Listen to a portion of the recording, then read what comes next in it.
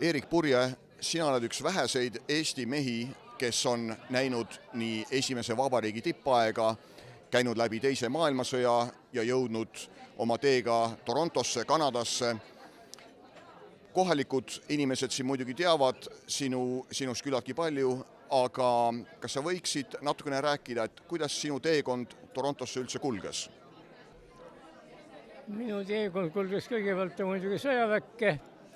Mind mobiliseeriti lennuväeabiteenistusse. Oma vanemaid ma enam ei näinud, aga enne kui ma üldse sinna jõudsin, ma olin juba oma kaitsekoosseisus rindel. 2 päeva oli Emajõe ääres. Aga seal oli, kõik lagunes juba. Kui kodud minema sain, post kaotas juba tegevuse ja oma vanemates on jäänud 12 aastat mitte midagi. Ja muidugi põgenesime Saksamaale, andsime endid inglastele, ameeriklastele vangi veeti, aga ameeriklased andsid meid inglastele üle ja siis veetsime mõned kuud interneerituna Schleswig-Holsteinis Uckley laagris ja lõpuks siis sügisel viidi meid Belgiasse Sedelgemi vangilaagrisse. 6 kuud olime seal ja siis kevadeks saime lahti, toodime Saksamaale. Olime ainukene tiipi laager, mis oli põhiliselt täiesti meeste laager. Kõik oli samamoodi, kõik oli koosseis. Ja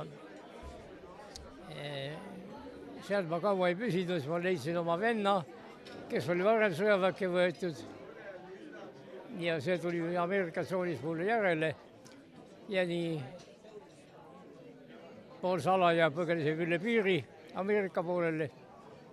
Ja oli siis Ameerika okupatsioonitsoonis Hana laagris. Aga kui vana sa olid, kui sa Eestist lahkusid? 17. Ja sa olid siis lennuväe abiteenistuses või? Just lennuväe abiteenistuses, jah. Ja see tähendas, et õieti relvi, eks ole, nii noortele poistele kätte ei antud, et tegite rohkem nagu abitööd seal? Ei anti küll, relvad anti kätte küll. Otse kohe ei saanud Eestis, me ei saanud relvi, tegime ainult õppisime rivikorda ja Hitleri tervitust ja kõikega me muud palju ei olnud ja saksakeelsed riigikäsklusi ja nii edasi. Aga juba saime relvad saime kätte esimest korda, kui me õppelaagris olime, kui me läksime Saksamaale, siis viidi meid Sudeedimaale, Egerisse jaotuslaagrisse, siis veel relvi ei olnud, oli kõik. Aga seal saadeti õppelaagrile ja ma olin Greifswaldis, õppisime õhutõrje kauride peale välja, siis olid meil relvad käes. Ja siis sealt edasi anti meid Eesti SSD-viisile üle. Juba Egeri jaotuslahtis tehti meie teadmata SS-mehed. Mitte enam Luftwaffe Helfer, vaid SS Sögling, SS kasvandid. Küsinud, kust see tuli? Kord on nii korraldus on selline ja valmis.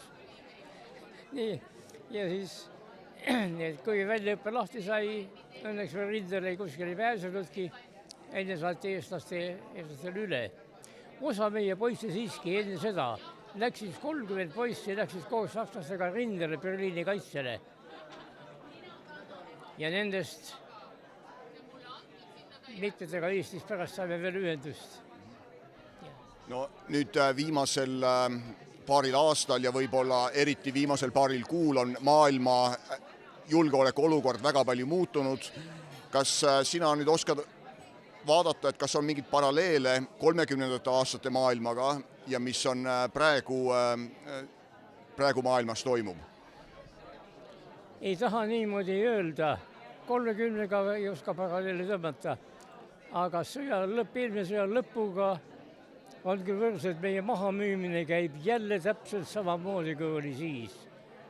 Mulle ei miteks põrve meeldib, mis Ameerika praegune poliitika. Ja see on nii segane. Praegune USA president oma käitumisel niivõrd ette arvamatu, et sa ei tea, mis tulla võib. Ukraina saatus on meile nii tohutult tähtis, et kui Ukraina praegu hävib, siis on kogu Euroopa ohus. See on tõenäoliselt õige. Aga ei oska öelda, mis seal juhtub. Aga põhjus on muretseda ja julgeolek olla, valmis olla, halvemaks. No kas sul oleks mingisugust soovitust võib-olla Eesti valitsusele, et mis suundas nad peaksid tegema, arvestades sinu palju suurt kogemust selle kohta või sa julge seda öelda? Ei, ma ei saa anda öelda. Ma nii suur poliitiline asjatundja ei ole. Poliitika on kahjuks ala, kus on juba liiga palju eksperte. Ma ei taha ennast nende hulka liigitada. Aga kuidas me praegu väitame, me peame väga valvsad ja ettevaatlikud olla. See on kõik, mis ma öelda oskan. No igastahes täna on Eesti Vabariigi 107. aastapäev. Ma soovin sulle palju õnne. Me istume siin Torontos Agricola kiriku keldris praegu. Suupiste võtmine hakkab pihta, aktus on läbi. Nii et ma soovin sulle palju õnne. Tänan, sulle sama.